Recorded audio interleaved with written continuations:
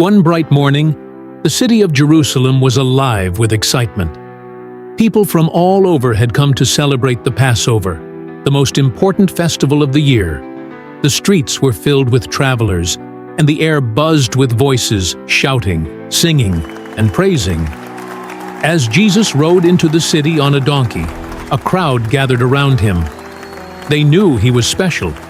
Some even believed he was the promised king. They laid palm branches on the ground and shouted, "Hosanna! Hosanna to the Son of David! Blessed is he who comes in the name of the Lord!" The whole city was stirred, wondering, "Who is this man?" But as Jesus made his way to the temple, his joyful face turned serious.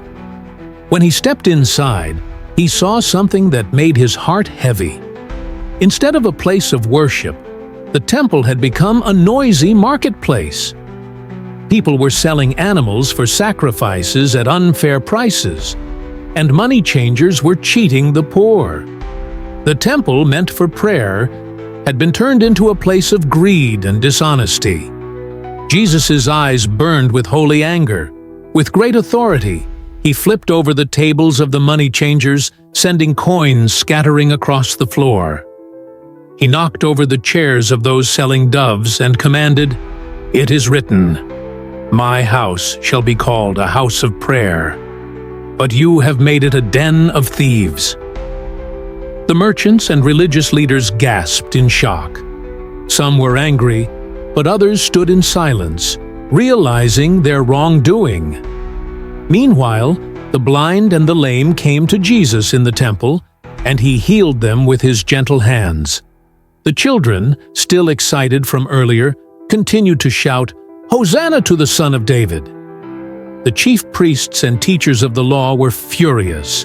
"Do you hear what these children are saying?" they asked Jesus, hoping he would stop them. But Jesus smiled and replied, "Yes. Have you never read, 'From the lips of children and infants, you have called forth praise'?" That day, Jesus reminded everyone that God's house was a place of worship, not selfish gain.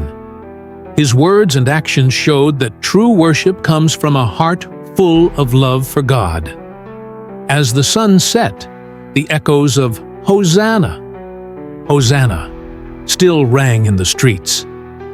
Jesus had come as the true king, not one who would sit on an earthly throne, but one who would reign in the hearts of those who believed in him.